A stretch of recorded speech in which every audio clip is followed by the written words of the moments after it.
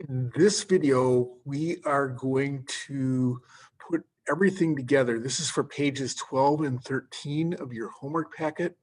And we're going to go through three examples where you're going to predict the products given the reactants, and then you're going to write the balanced equation. And in this process, probably the first step will be identifying the reaction type. Let's get started. Question number one. Ag, which is silver, plus CuSO4, which is copper sulfite or copper sulfate. I got to figure out what type of reaction this is. I think that's going to be the easiest step in order to predict the products. So I can look and kind of figure this out. Synthesis, that's when smaller things become a bigger thing. I guess it's possible, but that's usually two individual elements.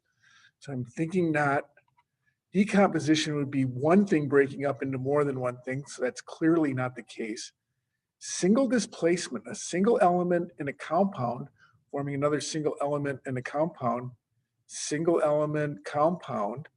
And I think to make this a little bit clearer, think of this compound. I'm going to rope this SO4 off a little bit by itself. I'm thinking it's going to be single displacement. Double displacement would be two compounds creating places to become two compounds. So this is a single element. That's not the case. And certainly we're not combining something with oxygen or a hydrocarbon to form CO2 and H2O. So it's really single displacement, and it'd be unlikely unless we sandwich all these things together to make a synthesis. But I think single displacement is the most likely here. So let's proceed like that. We'll call this single displacement, use that as a model. Notice here the metal iron replaces the metal copper. Copper gets kicked out. Well, my guess is silver here is going to kick out the copper here. Metal replaces the metal. So the Ag is by itself. It kicks the copper out. Now the copper is by itself. So I'm going to put a Cu right here. And then the Ag is going to combine with the SO4. So I'm going to put Ag here. I'm going to put SO4 right here. Now, remember polyatomics, like SO4, I like to rope those off, even though you don't have to do it always. It helps me keep track of things. Now, there's going to be some balance issues with this, and I got to figure out charges on my reactants. And in order to do that, I'm going to have to go to my periodic table and or common ion table. So I got Ag with SO4, so I'll probably want to look up Ag. I want to look up copper when it's with SO4, and I want to look up SO4.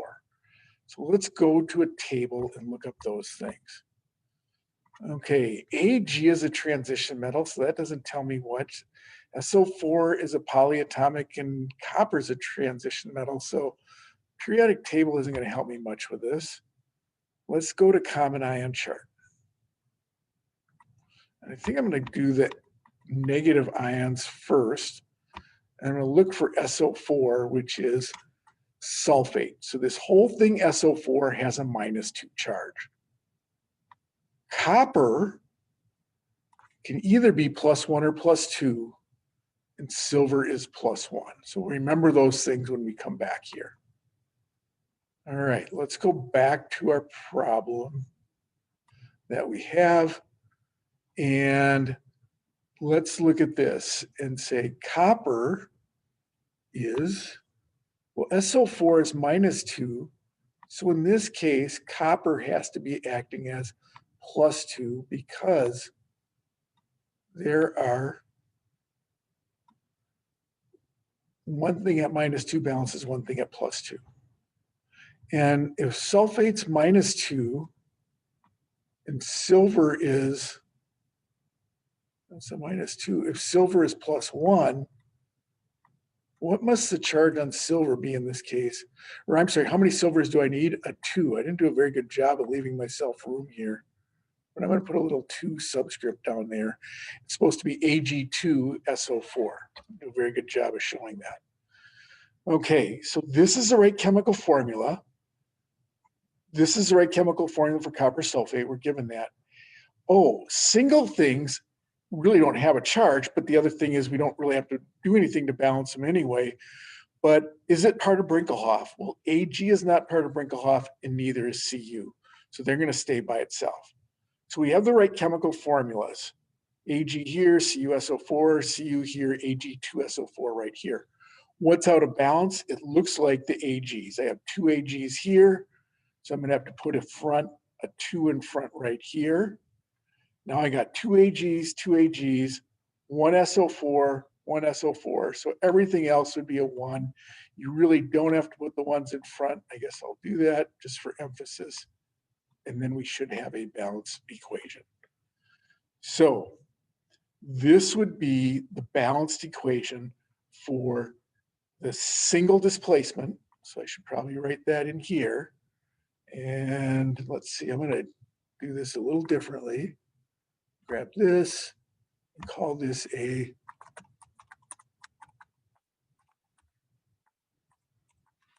now what if you said single replacement? It's the same thing. So displacement, replacement. The silver is kicking out the copper. Now the silver's with the sulfate, and then the copper's by itself.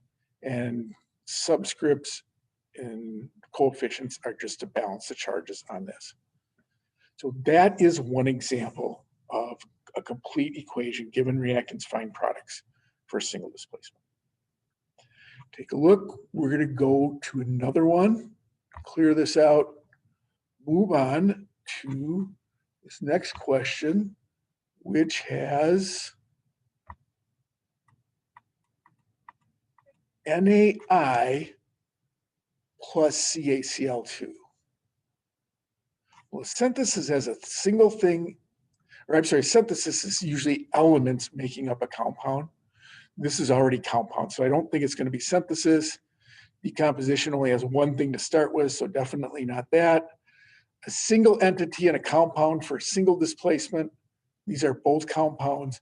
Double displacement, two compounds, typically two ionic compounds. That's what we see here. Okay, and it's clearly not combustion, no oxygen in this equation. So this is a double displacement reaction that we're looking at. Okay, now we got to go through and balance it. Maybe we'll write that in here as long as we're thinking about this. So we're going to call this hopefully I spelled that right and we're good. Okay, so notice what happens in a double displacement, looking at my model. Positive, negative, positive, negative. This positive goes with this negative. This positive goes with this negative. So it looks like we have elements. Na will go with the Cl. The Ca will go with the I. Don't necessarily carry over the subscripts. That becomes a thing with balancing. So that's what I'm going to do. I'm going to do Na with the Cl. And then I'm going to say plus, and notice I put the positive ion first. So I'll put calcium and then the iodide. So we got the Ca and the I. Not a very good looking A, but I think we get the idea. All right, so now we have that. And what I'm going to do is I got to balance my chemical formulas. So I could look up sodium, that's +1. I could look up iodide, it's a halogen, it's -1. Where would I look this up? Common ion table or periodic table. Calcium is in family 2, that's +2. Iodide's -1, it's in family 7. This 2 is a balancer. Chlorine is in family is -1. So 2 chlorines at -1, balance 1 calcium at +2. We said sodium is +1. Chloride is -1. So I don't carry this 2. I balance my chemical formulas first. A +1 and a -1 balance out. Calcium is +2. I is -1. So in order to balance that, we have to put this subscript down here, a 2. Okay, notice I have only one iodine there. I have 2 iodides there. I balance my chemical formulas first. based on the charges of those ions. Now I go balance this. I got an Na here and an Na here. I got an I here. I got two I's here. So I'm going to put a 2 in front as a coefficient. That gives me two NAs, so I have to put a 2 in front right here. That gives me two CLs. I already have two CLs, so this would be a 1. And I have one Ca and one Ca. So at the end of the day, I can count them up. Two NAs, two NAs, two I's. 1 times 2 is two I's. One Ca, one Ca. 1 times 2 is two CLs. The 2 in front means two CLs. This would be a double displacement. So again, identify the reaction type, match it up to what it looks like up here, then balance each chemical formula, finally go back and put the coefficients to balance the equation. Finally, one more we'll do in this video. Let's take a look at number 3. And let's see what this is. So we got O2 plus H2. Doesn't look like an ionic thing. It's just two single elements. Let's look at our possible things that could be. I'm kind of went all over the board here. Come back here, I think. And we got to bring this up here. O2 plus H2. Okay, a single element and a single element makes a compound. That sounds very much like it could be it. Okay, it's not one thing breaking up. It doesn't look like a single element in a compound or two compounds. There is O2, but there's not a hydrocarbon. Okay, so it's O2 and H2. So I'm thinking this will best be a synthesis reaction. And probably should be given a little bit more of a hint on what this could form. What's the simplest thing we know between hydrogen and oxygen? Simplest thing with hydrogen and oxygen is water. So we're going to assume that that is the case here with this reaction. All right, so I'm going to do right in H2O right here.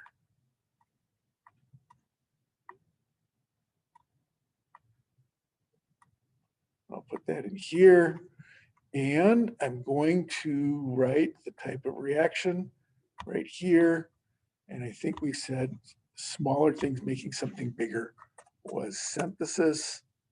Synthesis. I think we're good.